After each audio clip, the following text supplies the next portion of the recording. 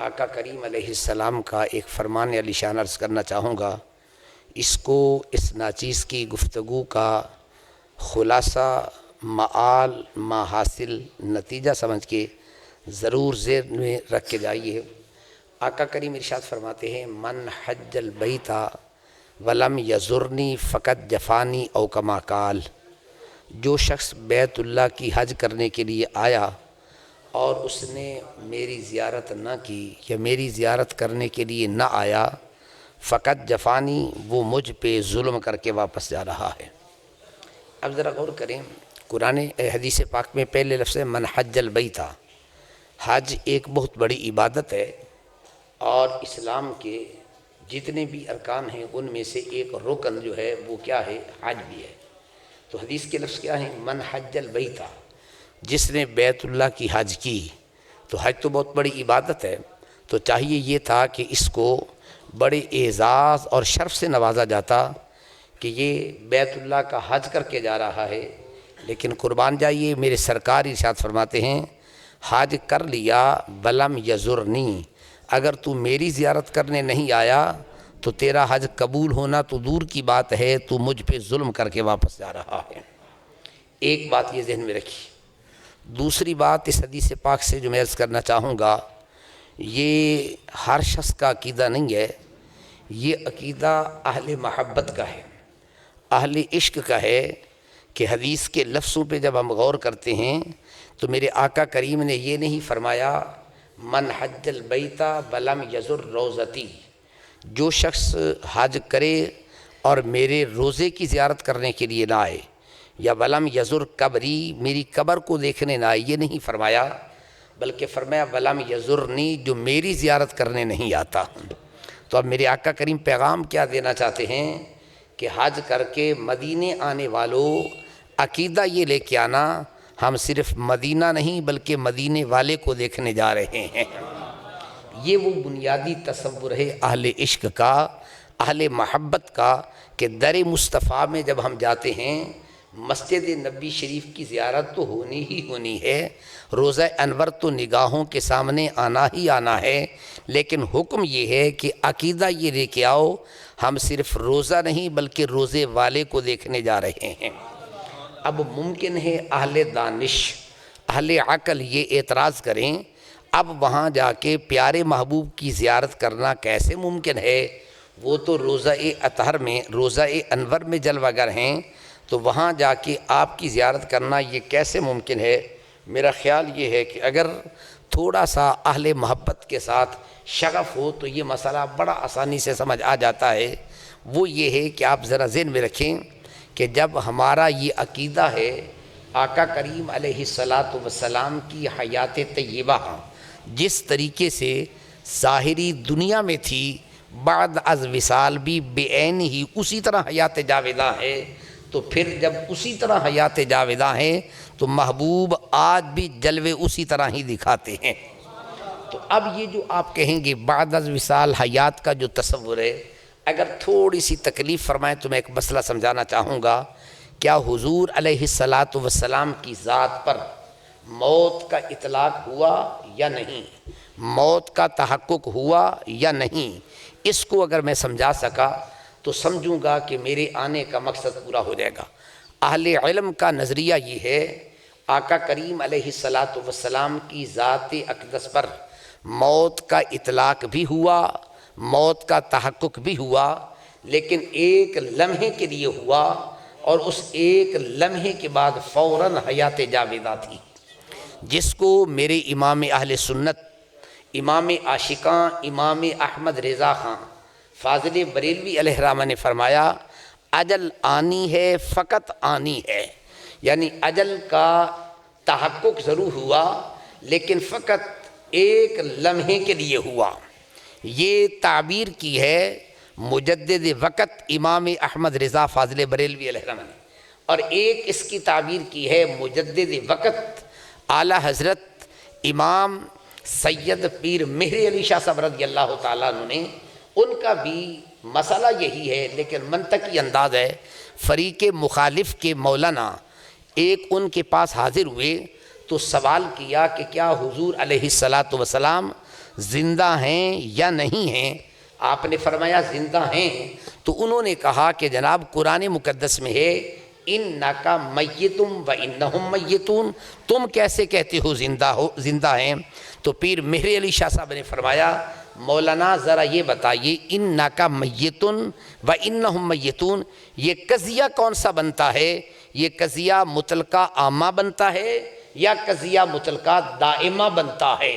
اب اہل علم تو سمجھتے ہیں، آپ کو سمجھانے کے لیے عرض کروں گا کہ قضیہ مطلقہ عامہ کا مطلب یہ ہوتا ہے کہ تین زمانوں میں سے کسی ایک زمانے میں ایک لمحے کے لیے کسی شے کا تحقق ہو جائے، ہمیشہ کے لیے نہ ہو، اسے عامہ کہتے ہیں، اور جس کا ہمیشہ کے لیے تحقق ہو اسے قضیہ دائمہ کہتے ہیں۔ پیر مہر علی نے کہا نادان، یہ قضیہ مطلقہ دائمہ نہیں بلکہ عامہ ہے، جس کا مطلب یہ بنتا ہے موت کا تحقق ایک لمحے کے لیے ہوا، پھر اسی طریقے سے میرے مصطفیٰ کے اندر حیات جاویدہ ہے۔ اب یہ اہل علم نے اپنے انداز میں نظریہ پیش کیا، اب صوفیاء کیا فرماتے ہیں، اہل طریقت کیا فرماتے ہیں؟ ان کا نظریہ یہ ہے، ہم اس بات کے قائل ہیں کہ آپ کی ذات اقدس پر موت کا تحقق ضرور ہوا، اطلاق ضرور ہوا، لیکن جب موت کا تحقق ہو رہا تھا حیات اس وقت بھی میرے مصطفیٰ کی ذات میں موجود تھی، حیات میری مصطفیٰ سے جدا نہیں ہوئی ہے۔ اب یہ بات اگر ثقیل ہو، اس کو سمجھانے کے لیے میں ایک بڑی سادہ سی مثال عرض کرنا چاہوں گا جس سے میں اپنی بات کو سمجھا سکوں۔ ذرا غور کیجئے، پھر ذرا دوبارہ سمجھیے۔ موت کا جب اطلاق ہو رہا تھا، موت کا جب تحقق ہو رہا تھا، حیات اس وقت بھی میرے محبوب کی ذات سے جدا نہیں ہوئی ہے۔ فلسفیوں کا قانون یہ ہے، شے کی جو خاصیت ہوتی ہے وہ شے سے جدا نہیں ہو سکتی ہے۔ کیا مطلب؟ یعنی شے کی جو خاصیت ہے، جب تک شے موجود ہے خاصیت اس میں رہتی ہے۔ مثلا آگ کی خصوصیت حرارت ہے، آگ ہو اور حرارت نہ ہو یہ نہیں ہو سکتا ہے۔ پانی کی خصوصیت برودت ہے، پانی ہو اور ٹھنڈا نہ ہو یہ نہیں ہو سکتا ہے۔ سورج کی خاصیت روشنی ہے، سورج ہو اور روشنی نہ ہو یہ نہیں ہو سکتا۔ صوفیاء فرماتے ہیں اگر فلسفے کا یہ قانون مسلم ہے کہ شے کی خاصیت شے سے جدا نہیں ہوتی ہے، آگ ہو حرارت نہ ہو یہ نہیں ہو سکتا ہے، پانی ہو برودت نہ ہو یہ نہیں ہو سکتا، سورج ہو روشنی نہ ہو یہ نہیں ہو سکتا، نبی ہو اور زندہ نہ ہو پھر یہ بھی نہیں ہو سکتا ہے۔ اس لیے حیات میرے مصطفیٰ کی ذات سے جدا نہیں ہوئی ہے، اطلاق ضرور ہوا ہے لیکن جدا نہیں ہوئی ہے۔ ایک جگہ پہ ناچیز حاضر ہوا، ایک شخص نے مجھ سے سوال پوچھا، آپ یہ جو کہتے ہیں کہ شے کی جو خاصیت ہے فلسفیوں کا قانون یہ ہے شے سے جدا نہیں ہوتی، ہم آپ کو دکھاتے ہیں کہ شے کی خاصیت شے سے جدا ہوتی ہے۔ میں نے کہا کیسے؟ کہنے لگا پانی کی خاصیت آپ نے بتائی ہے برودت، پانی ہو اور ٹھنڈا نہ ہو یہ نہیں ہو سکتا۔ اس نے کہا میں آپ کو بتاتا ہوں، اگر پانی کو آگ پر گرم کریں، اب اس پانی میں ہاتھ ڈالیں، ہاتھ جلتا ہے یا نہیں جلتا؟ میں نے کہا جلتا ہے۔ کہنے لگا پانی ہے ٹھنڈا نہیں گرم ہے۔ میں نے کہا ذرا عقل کو استعمال کرو، یہی تو میری دلیل ہے۔ کہنے لگا وہ کیسے؟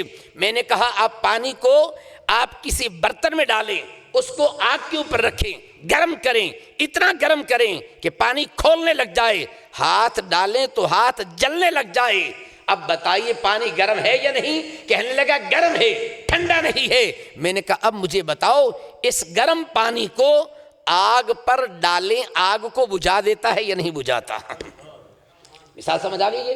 گرم پانی کو آگ پر ڈالیں، آگ کو بجھا دے گا کہ نہیں بجھائے گا؟ کہنے لگا بجھا دے گا۔ میں نے کہا مجھے یہ بتاؤ جب پانی بھی گرم ہے آگ بھی گرم ہے، گرم گرم کو بجھاتا نہیں ہے۔ میں نے کہا مسئلہ سمجھ میں آ گیا، پانی اوپر سے گرم ہے اندر سے ٹھنڈا ہے، اس نے آگ کو بجھا دیا۔ میرے مصطفیٰ کریم علیہ السلام کی ذات بظاہر روضہ انور کے اندر موجود ہے، حقیقت میں میرے مصطفیٰ وہاں بھی زندہ ہی زندہ موجود ہے۔ تو اس لیے جب اہل تسنن کا، اہل طریقت کا، صوفیہ کا عقیدہ یہ ہے میرے محبوب اسی طریقے سے بے نہیں حیات ہیں، تو جانے والا عقیدہ یہ لے کے جائے میں روزہ انور کی زیارت نہیں کرنے جا رہا بلکہ میں تو روزے والے کی زیارت کرنے جا رہا ہوں، تو یہ عقیدہ میں نے نہیں دیا، یہ عقیدہ کسی فلسفی کا نہیں ہے، یہ کسی دانشور کا نہیں ہے۔ خود میرے آقا نے فرمایا من حج البیت ولم یزرنی، ورنہ یوں بھی فرما سکتے تھے ولم یزر قبری، جو میری قبر شریف پہ نہیں آتا، میرے روزے پہ نہیں آتا، نہیں، حضور بتانا یہ چاہتے تھے آنے والوں عقیدہ لے کے آنا تمہارا کام ہے، زیارت کرا دینا میرا کام ہے۔ تو اس لیے جو آدمی در حبیب پہ جاتا ہے، در مصطفیٰ پہ جاتا ہے، وہ یہ نہ سمجھے کہ میں صرف روزہ انور کی زیارت کرنے جا رہا ہوں۔ ہاں یہ ہو سکتا ہے، میں بھی سوال کرتا ہوں، میں بھی سوچتا ہوں، آپ کو بھی اللہ نے سوچنے کا مادہ دیا، آپ کو بھی اللہ نے شعور دیا، لیکن مجھے یہ بتائیے کیا جاتے ہیں تو زیارت ہوتی ہے؟ ایسا تو بہت ناممکن سی بات نظر آتی ہے، لیکن نہیں، عرض کروں گا اس طالب علم کے اس سبق کو ذہن میں رکھیے، بندہ جس عقیدے سے جاتا ہے وہی کچھ ملتا ہے۔ اگر عقیدہ یہ ہے میں روزہ انور کی زیارت کرنے جا رہا ہوں تو روزے کی زیارت ہوتی ہے، اگر عقیدہ ہو محبوب کی زیارت کرنے جا رہا ہوں، عقیدہ ہی نہ ہو، عقیدہ پختہ بھی ہو، یقین کامل بھی ہو، پھر دیکھ جائے تو میرے محبوب زیارت نہ کرائیں تو یہ ممکن ہی نہیں ہے۔ اب اس پر بر صغیر پاک و ہند کی بڑی عظیم علمی شخصیت جنہیں دنیا شیخ محقق شیخ عبدالحق محدث دہلوی کے نام سے جانتی ہے، بر صغیر پاک و ہند میں جب بھی کوئی شخص علم حدیث کی سند کو آگے لے جانا چاہے گا، جب تک درمیان میں شیخ محقق کا واسطہ نہیں آئے گا یہ سند علم حدیث کی آگے جا ہی نہیں سکتی ہے۔ یہ علم حدیث پڑھنے والے طلباء جانتے ہیں، شیخ محقق جب روزہ عطر پہ بیٹھ کے علم حدیث پڑھانے لگے تو میرے محبوب مکرم نے کیا ارشاد فرمایا، عبدالحق بر صغیر میں جاؤ، دہلی میں جاؤ، وہاں علم حدیث کی ضرورت ہے۔ عرض کی حضور آپ کا فرمان سر آنکھوں پر، جانا چاہتا ہوں، آپ کا حکم ہے، لیکن دل نہیں مانتا، یہاں کیا کرتا ہوں علم حدیث پڑھاتا ہوں، اس کا ثواب الگ ملتا ہے، روزہ انور کی زیارت کرتا ہوں، اس کا ثواب الگ ملتا ہے، وہاں یہ ثواب نہیں ملے گا۔ میرے محبوب نے فرمایا عبدالحق تو جا نہیں رہا میں بھیج رہا ہوں نا، تو جا نہیں رہا میں تجھے بھیج رہا ہوں، تو کیا سمجھتا ہے؟ اب یہ میرے اپنے لفظ روایت میں نہیں لفظ ہے یا کتاب میں نہیں ہے، یعنی سرکار نے یوں فرمایا ہوگا عبدالحق میں کوئی بے اختیار تھوڑی ہوں، میں کو مجبور باز تھوڑی ہوں، میں بھیج رہا ہوں، جاؤ یہاں روزہ انور کی زیارت کرتے ہو، وہاں تمہیں ہر روز خود آمنہ کے لال کی زیارت ہوا کرے گی۔ اب ذرا غور کیجئے، فریق مخالف کے معتدب مصنف افادات یومیہ میں لکھتے ہیں کہ شیخ محقق شیخ عبدالحق محدث دہلوی کو ہر رات بلا ناغہ میرے مصطفیٰ کا دیدار نصیب ہوتا تھا۔ تو اس لیے اب جو بندہ عقیدہ لے کے جائے، شیخ محقق فرماتے ہیں عرصہ بیت گیا، جی چاہا در حبیب پہ چلا جاؤں، تو فرماتے ہیں وہاں گیا تو مجھے بھوک لگی تھی، خیال آیا آج محبوب کا مہمان ہوں، کھانا تو میں نے حضور سے لینا ہے۔ فرماتے بس یہ سوچ کے بیٹھ گیا، تھوڑی دیر گزرتی ہے، ایک بزرگ آدمی آیا، سفید جبہ پہنا ہے، سفید ریش مبارک ہے، کہنے لگا بابا جی آ جاؤ کھانا تیار ہے کھا لو۔ میں نے کہا بابا جی میں تمہارا مہمان نہیں، میں تو روزے والے کا مہمان ہوں۔ کہا حضور جو بھی یہاں آتا ہے وہ روزے والے کا مہمان ہے، یہ ہماری نوکری اور ڈیوٹی ہے، ہم نے تو ڈیوٹی دینی ہے، کہ تم جاؤ اپنا کام کرو، میں اپنا کام کرتا ہوں۔ اب مجھ جیسا اگر کوئی آدمی عقیدے کا کچا ہوتا تو کہتا بھئی آخر اس کو بھی تو حضور نے بھیجا ہے، میں چلا جاتا ہوں، لیکن یہ عقیدہ میرا نہیں تھا، یہ شیخ محقق کا تھا، اس لیے ہم عقیدے کے پلپلے ہیں، کمزور ہیں۔ شیخ محقق کا عقیدہ کچا نہیں تھا، کہا بابا ٹھیک ہے لیکن تم جاؤ۔ آخر وہ چلا گیا، بیٹھے بیٹھے آنکھ لگ جاتی ہے، بس بیٹھے بیٹھے آنکھ جب بندے کی لگ جائے نا پھر کام بن جایا کرتا ہے۔ بس آنکھ لگی ہی تھی تو سرکار نے دست کرم سے روٹیاں عطا فرما دی۔ فرمایا عبداللہ کہ میرے مہمان ہو نا تو چلو میرے ہاتھ سے کھانا لے لو۔ فرمایا ذرا ذہن میں رکھو، عقیدہ پکا لے کے جاؤ، عقیدہ پختہ لے کے جاؤ، ہم صرف روزے انور کی نہیں بلکہ روزے والے کی زیارت کرنے جا رہے ہیں۔ جب عقیدہ کی ہوگا تو یقین کامل سے کہتا ہوں وہاں ارادے بعد میں ہوتے ہیں، کام پہلے ہو جایا کرتا ہے۔ صرف ہمارے ارادے کی کمزوری ہوتی ہے، ہمارے یقین کی کمزوری ہوتی ہے، اس لیے جب عقیدہ یہ لے کے جائیں۔ اب سوال یہ پیدا ہوتا ہے بھئی اتنا اہم کام تھا در مصطفیٰ پہ جانا تو پھر براستہ بیت اللہ ہی کیوں جانا تھا؟ پھر براستہ بیت اللہ ہی کیوں جانا تھا؟ بھئی سیدھے ڈائریکٹ چلے جاتے مدینہ طیبہ؟ فرمایا نہیں، براستہ بیت اللہ آنا۔ کہا مولا کیوں؟ فرمایا تھوڑا سا اللہ سے تعلق جوڑ کے آؤ گے نا پھر بات بنے گی، اللہ کی محبت کے جلوے بھی تو پہلے یہاں دیکھنے ہیں نا۔ اب اس کو سمجھانے کے لیے قرآن مقدس کی ایک آیت کا سہارا لینا چاہتا ہوں۔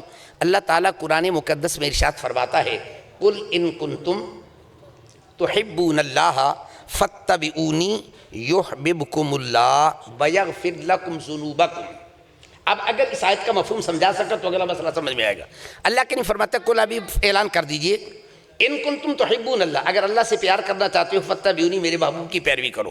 بڑی مشہور سی آیت ہے، آپ نے ترجمہ بھی سنا، آگے کیا کہا؟ یحببکم اللہ، اللہ تم سے محبت کرے گا۔ اس کے بعد کہا یغفر لکم ذنوبکم۔ بچوں کو میں ترجمہ پڑھا رہا تھا، میں نے کہا میرے ذہن میں ایک اشکال پیدا ہوتا ہے، آیت ذرا الٹ نہیں ہونی چاہیے تھی۔ اللہ یوں فرماتا یغفر لکم یحببکم اللہ، پہلے اللہ گناہ معاف کرے گا پھر اللہ پیار کرے گا۔ اللہ نے محبت ہی کرنی ہے نا، تو اللہ کیا کرتا؟ پہلے گناہ معاف کرتا پھر محبت کر، لیکن قرآن کی ترتیب ایسے رہی ہے۔ قرآن کہتا ہے یحببکم اللہ یغفر لکم، پہلے کا اللہ محبت کرے گا پھر کہے گا گناہ معاف کرے گا۔ اب سمجھانے کے لیے مثالیں بنتی نہیں ہیں، میں سمجھانے کے لیے عرض کرنا چاہوں گا۔ ماں کو اپنے بچے سے بڑی محبت ہوتی، بڑا پیار ہوتا ہے، لیکن اللہ فرماتا ہے مجھے ماں سے بھی 70 گنا زیادہ پیار ہے۔ آپ کبھی گھر میں دیکھیں چھوٹا بچہ ہو نا، ننھا منھا بچہ، خدا نہ کرے اس کے کپڑے، اس کا جسم، اس کے ہاتھ گندگی سے لپٹ جائیں تو ماں دوڑ کے آتی ہے، تو کیا کرتی ہے؟ بچے کو بازو سے پکڑتی ہے، نلکے کے آگے لے کے چلی جاتی ہے۔ کبھی اس نے سینے سے نہیں لگایا۔ بڑی محبت کرتی ہے ماں اپنے بچے سے، کبھی آپ غور کر کے دیکھ لیجئے، آئے گی دوڑ کے آئے گی، بچے کو بازو سے پکڑے گی یا سینے سے دور لے کے جائے گی، نلکے کے آگے، ٹونٹی کے آگے جائے گی، اس کو پہلے صاف کرے گی پھر سینے سے لگائے گی۔ تو میں نے کہا مولا تو کہتے ہیں میں ماں سے 70 گنا زیادہ پیار کرتا ہوں، تو ماں کا طریقہ یہ ہے گندگی صاف پہلے کرتی ہے سینے سے بعد میں لگاتی ہے۔ اگر تو پیار کرنا چاہتا ہے تو پھر یغفر لکم پاک پہلے کر پھر سینے سے لگا۔ رب کائنات نے کہا تمہیں پتہ نہیں ہے میں نے پہلے جملہ کیا کہا؟ فاتبعونی، میرے محبوب سے تعلق جوڑ لو، اب میں تمہاری گندگی کو نہیں دیکھتا، تمہاری گندگی کو نہیں دیکھتا۔ فاتبعونی، جب تعلق ہو گیا سینے سے بعد میں لگاؤں گا، گناہ بعد میں بھی معاف کر دوں گا۔ یغفر لکم ذنوبکم کما ھو شانہ، سینے سے مراد اپنی رحمت سے لپیٹ لینا ہے۔ اب ذرا غور کریں، اب یہاں پہلے کیوں آئے؟ براستہ بیت اللہ کیوں جانا ہے؟ فرمایا تم گندے بھی ہو سکتے ہو، تم گناہگار بھی تھے، اب در حبیب پہ جانا ہے نا، ذرا پاک صاف ہو کے جاؤ نا، ذرا بن ٹھن کے جاؤ نا، ذرا صاف ستھرے ہو کے جاؤ۔ پہلے آؤ اللہ کے گھر میں، جب اللہ کے گھر میں آؤ گے اللہ کیا کرے گا؟ تمہارے گناہوں کو معاف کرے گا، تمہیں پاک کرے گا، در حبیب تک جانے کا سلیقہ سکھائے گا۔ اب آگے جانا ہے تو کیسے جانا ہے، اس لیے پہلے پاک کیا، پاک کرنے کے بعد اب مزاب رحمت کہتا ہے اے کلمہ پڑھنے والوں، یہاں کے جو ارکان تھے وہ تو ہو گئے پورے، اب ذرا تھوڑے سے آگے بھی چلے جاؤ۔ اچھا، قرآن پاک میں ایک مسئلہ بیان ہوا ہے، اللہ تبارک و تعالیٰ نے خانہ کعبہ کی شان بیان کی، اِنَّ أَوَّلَ بَيْتٍ وُضِعَ لِلنَّاسِ لَلَّذِي بِبَکَّةَ مُبَارَکًا، آگے کیا ہے؟ وَهُدًى لِلْعَالَمِينَ۔ ایک مسئلہ عرض کرنا چاہوں گا، آج دنیا جھگڑا کرتی ہے کہ حضور ہدایت دیتے ہیں یا نہیں۔ میں آپ سے علماء سے میرا چھوٹا سا سوال ہے، ناراض نہیں ہونا، صرف استفادے کے لیے۔ قرآن کہتا ہے کہ اللہ کا گھر جہان والوں کو ہدایت عطا کرتا ہے، سادہ سا ترجمہ ہے، کوئی تشریح کی بات نہیں، کوئی تفسیر کی بات نہیں، کسی بھی مکتب فکر کا ترجمے والا قرآن اٹھائیں تو یہ من آسانی سے سمجھ آ جائے گا۔ قرآن کیا کرتا ہے؟ جہان والوں کو ہدایت عطا کرتا ہے۔ جتنے علماء بیٹھے میرا ان سے ادباً سوال ہے، کیا آج تک کعبہ شریف نے کسی کو کلمہ پڑھایا ہے؟ سادہ سا سوال ہے، اس میں کوئی علمی باریکیاں نہیں ہے، منطق کو اشکال اربع نہیں ہے، سورہ کو بڑے نہیں ملانا ہے۔ کوئی ایک کسی مکتب فکر کا مجھے بتا دے بھائی کعبے نے آج تک کسی ایک بندے کو کلمہ پڑھایا ہو؟ آج تک کعبے نے کسی ایک کو کلمہ نہیں پڑھایا، اس کو ہادی مانتے ہو؟ آمینہ کے لال نے ساری کائنات کو کلمہ پڑھایا۔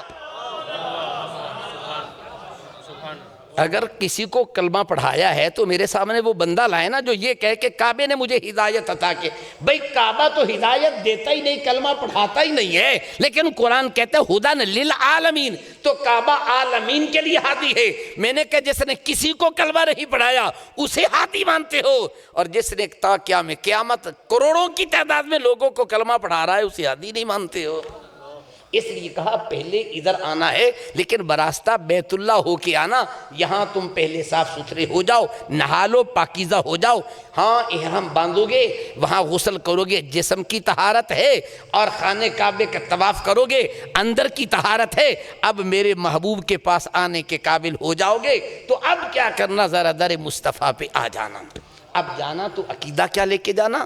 فرمایا یہ عقیدہ لے کے جانا، ہم روزہ شریف کو صرف دیکھنے کے لیے نہیں جا رہے، ہم صرف مسجد نبوی کے دیدار کے لیے نہیں جا رہے، ہم تو مسجد نبوی بنانے والے محبوب کے دیدار کے لیے جا رہے ہیں۔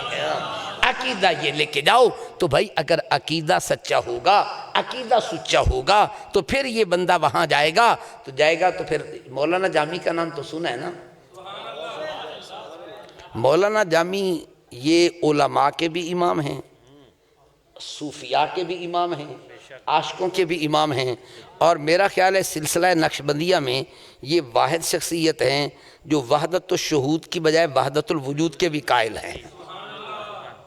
اب میں اس بحث میں نہیں پڑھنا چاہتا کہ وہ وحدت الشہود وحدت الوجود کیا ہوتی ہے، کیونکہ ہم تو خود گولڑوی اور چشتی ہیں، تو تاجدار گولڑا سرکار تو پھر ابن عربی کو بر صغیر میں پڑھانے والے وہی شخص مجھے نظر آتے ہیں۔ مجھے نہیں، پاکستان کی نہیں پوری دنیا کی بڑی دانشور شخصیت علامہ اقبال علیہ الرحمہ کو جب برٹش والوں نے کہا تھا ذرا ابن عربی کا نظریہ اس زمان و مکان تو سمجھاؤ، تو اقبال کہتا ہے میں نے بڑی نظر دوڑائی، کوئی بندہ ہے جو مجھے ابن عربی کا فلسفہ سمجھا دے؟ فرماتے کہیں نظر نہیں ٹکی، اگر نظر ٹکی ہے تو مہر علی پہ جا کے ٹکی ہے نا۔ تو مہر علی نے کہا تھا نا اس صورت نو میں جان آکھاں کہ جانے جہان آکھاں۔ اب یہ علماء کو تو میں نہیں عرض کرتا، آپ کو مسئلہ سمجھانا چاہتا ہوں، یہ تو میرے اساتذہ میں ایک ہوتا ہے اس، ایک ہوتا ہے اس، ایک ہوتا ہے اس، ایک ہوتا ہے اس۔ اگر کوئی آدمی آپ کے یہاں قریب نہیں بیٹھا نا، اشارہ کرنا ہو اس نے یہ کہا تھا، اور اگر قریب بیٹھا ہو تو پھر اس نہیں کہیں گے، پھر کیا کہیں گے؟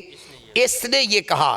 تو حضور تاجدار گولڑا سرکار نے جو گرامر کو بڑی اچھی طرح سمجھتے تھے، تو تاجدار گولڑا سرکار نے یہ نہیں کہا اس صورت نو میں جان آکھاں، کیا کہا؟ اس صورت نو۔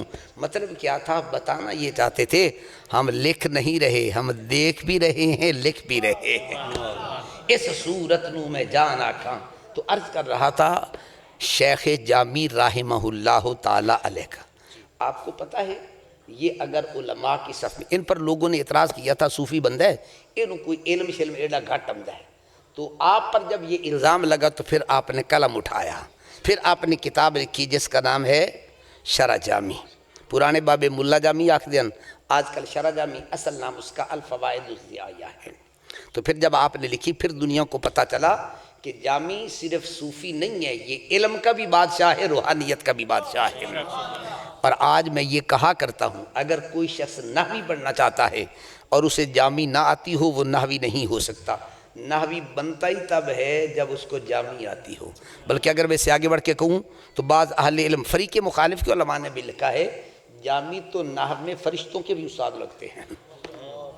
ایک واقعہ انہوں نے لکھا ہے فریق مخالف کی کتاب ہے مولانا عبدالبر صاحب کی تاریخ علم نحو، اس میں لکھا ہے کہ شیخ جامی جب قبر میں تشریف لے کے گئے نا، تو وہاں گئے تو فرشتے آگے آ کے کہنے لگے مر ربو کا، آگے سے جامی کہتے ہیں مر ربو کا، فرشتے کہتے ہیں مر ربو کا، جامی کہتے ہیں مر ربو کا، فرشتے کہتے ہیں مر ربو کا، جامی کہتے ہیں مر ربو کا، 3 مرتبہ یہ کہا۔ فرشتے گئے واپس اللہ کے پاس، کہنے لگا مولا کیڑے بندے کو بھیجا ہی، اسی انہوں پوچھنے سانو پوچھی گل ہوتا ہے۔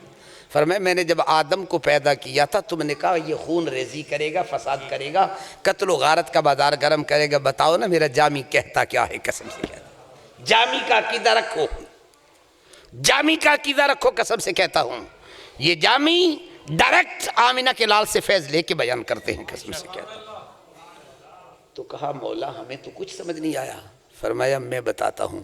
فرمایا جب تم کہتے ہو نا من ربو کا، یہ من استفامیہ ہے جس کا معنی بنتا ہے آپ کا رب کون ہے. جب آگے سے جامی کہتے ہیں نا من ربو کا، یہ استفامیہ نہیں ہے، یہ من موصولہ ہے، لفظ ایک ہی ہے. جب تم کہتے استفامیہ تمہارا رب کون ہے، اور جب آگے سے وہ کہتے ہیں من ربو کا، یہ من موصولہ، جو تمہارا رب ہے میرا بھی وہی ہے، یہ بھی کوئی پوچھنے کی بات ہے. تو اس لیے بعض اہل علم نے کہا لگتا ہے جامی تو نحو میں ملائکہ کے بھی استاد ہیں.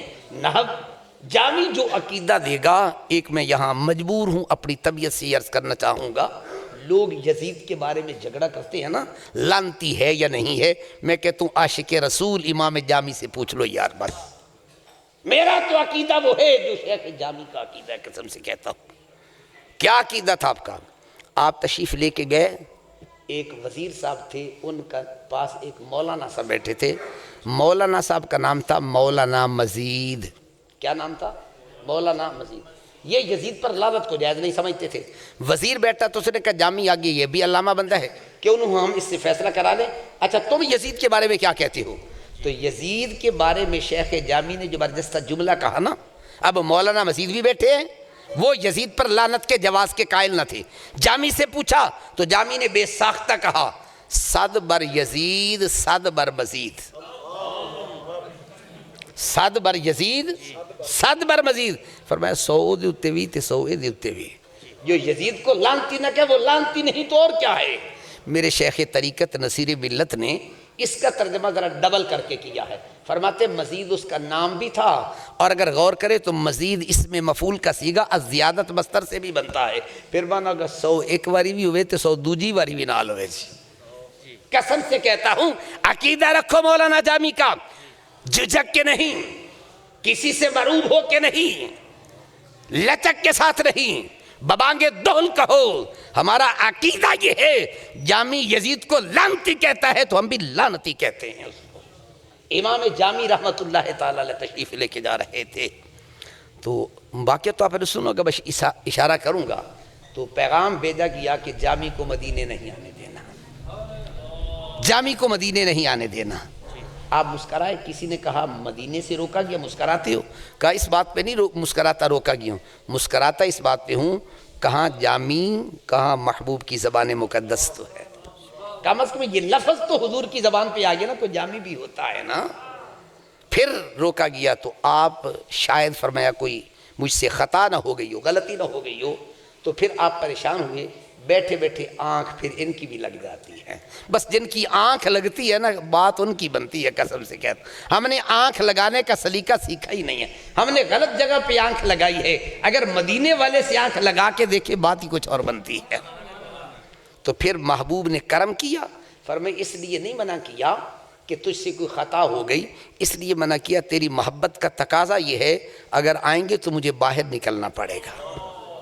اس وقت آپ نے جب بیدار ہوئے تو شعر لکھا تھا، یہ گولڑ شریف کا خاص وظیفہ ہے. تو کیا شعر لکھا؟ مشرف گرچہ شد جامی ز لطفش، مشرف گرچہ شد جامی ز لطفش، خدایا این کرم بارے دیگر کن، نسیمہ جانب بطحا گزر کن، ز احوالم محمد را خبر کن. بس کہا مولا جو یہ اب کرم ہوا ہے نا، بس تمنا یہی ہے کہ یہ کرم بار بار ہوتا رہے. تو اس لیے عقیدہ یہ لے کے جائیں، ہم جب در مصطفیٰ پہ جائیں ہم روز انور کو نہیں روزے والے کو دیکھنے جا رہے ہیں. بس وہاں تمنا ہی. بعض لوگوں کا یہ خوش فہمی کا شکار ہوتے ہیں کہ خانہ کعبہ میں بھی چلو برابر کے دن لگا رہے، ادھر بھی برابر کے. جب ناچیز حاضر ہوا تو ہمارے کمرے میں ڈونگا بونگا ہے وہاں کے کچھ تھے دوست، وہ نظریاتی طور پر دیگر جماعت سے تعلق رکھتے تھے. تو ان کے ایک بندے سے میری بات ہوئی، اس نے کہا جی ہم نے تو کہا کہ اتنے دن مکہ شریف میں اتنے دن مدینہ میں، برابر 14 دن کا. میں نے کہا ہمیں مشرک کہتے ہو، برابری کر کے مشرک تو تم ہو گئے نا. میں نے کہا ہم تو اس عقیدے کے قائل نہیں ہیں، ہم تو کہتے ہیں بس ادھر ارکان پورے کرنے عمرے کے حج کے، باقی سارا ٹائم ادھر. میں نے کہا میں نے تو ان کو کہا تھا بھئی ہم مکہ شریف میں صرف عمرے کے ارکان پورے کریں گے، پھر باقی ٹائم مدینہ. کہا کیوں؟ میں نے کہا تم کرو برابری، ہم تو برابری نہیں کرتے. تو میں نے اس کو ایک مثال دی. میں نے کہا دلائل دینا علماء کا کام ہے. یہ بڑے دلائل دیتے ہیں اور ہے بھی صحیح، قرآن میں بھی موجود ہے، حدیث میں بھی موجود ہے۔ میں نے کہا بیٹا ایک سادہ یہ طالب علم تھے، جٹکی جی گل ہے، میں کہ میں مسئلہ سمجھ، کہتے کیا؟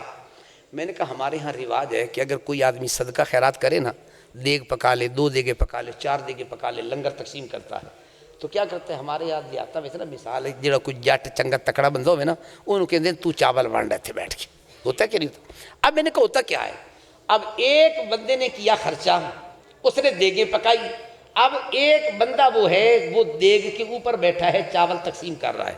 اب جو لینے والا ہے، میں نے کہا جس نے دیگیں پکائی اس کے پاس جائے گا یا جو تقسیم کر رہا ہے اس کے پاس جائے گا؟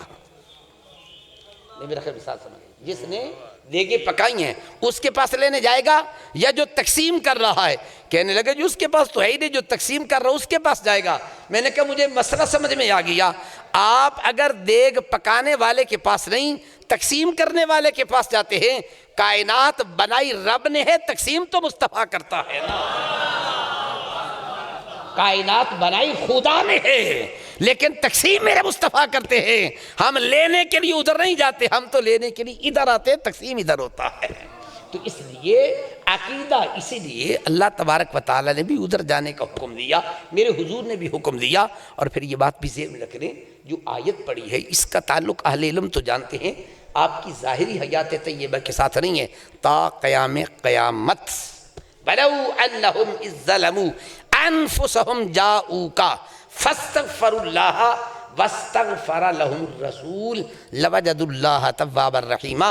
میں نے کہا بھائی آپ کا نظریہ ہوگا، وہ مجھے کہنے لگا فردوسی صاحب کاش کہ میری اور آپ کی ملاقات آنے سے پہلے ہو جاتی تو میں بھی عقیدہ یہی لے کے آتا، 5 دن وہاں اور 24 دن ہم یہاں خرچ کرتے۔ میں نے کہا میرے ساتھ پھر وعدہ کر لو، اگر دوبارہ اللہ توفیق عطا فرمائے تو زیادہ دن پھر مدینہ میں رہنا ہے۔ اس نے کہا میرا آپ سے وعدہ، دوبارہ آؤں گا تو زیادہ دن مدینہ ٹھہروں گا۔ میں نے کہا ہم عشق کے بندے ہیں، کیوں بات بڑھائی ہے؟ میں نے کہا عشق والوں کا اپنا ہی مذہب ہوتا ہے، علماء کا اپنا نظریہ ہوتا ہے، یہ بھی غلط نہیں ہوتا، میں اس سے بحث نہیں کرتا، لیکن عشق والوں کے انداز ہی نرالے ہوتے ہیں۔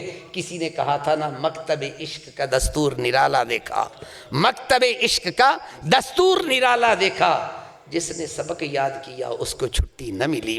میرے ملت کے غیور نوجوانوں، یہ جو سفر ہے یہ سفر محبت بھی ہے، یہ سفر عشق بھی ہے۔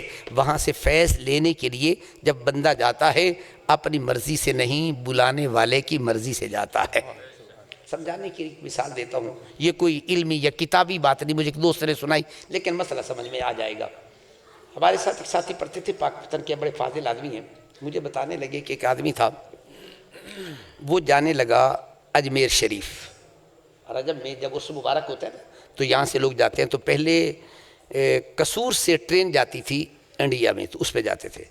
تو اس آدمی نے پروگرام بنا لیا، جانے کا پروگرام بن گیا، تو ٹکٹ وغیرہ بھی فائنل ہو گیا، تو اس نے کہا یار تو بڑا خوش نصیب ہے، تو اجمیر شریف جا رہا ہے، تو اجمیر والوں نے تجھے بلا لیا، میاں تو بڑا خوش نصیب۔ اس نے کہا بلایا کہا؟ میرے پاس پیسے تھے، میں نے ویزا اوکے کرایا، ٹکٹ لی، جا رہا ہوں۔ اس نے کہا نہیں یار یہ بلانے والوں کی بھی کچھ کرم نوازی ہوتی ہے۔ اس نے کہا نہیں بلانے والوں کی کرم نوازی نہیں ہوتی، میرے پاس پیسے تھے میں نے ٹکٹ لے لی۔ کہا ٹھیک ہے۔ اس نے کہا ایسا نہیں ہوتا، کہا نہیں ایسا ہی۔ اس نے کہا ٹھیک ہے۔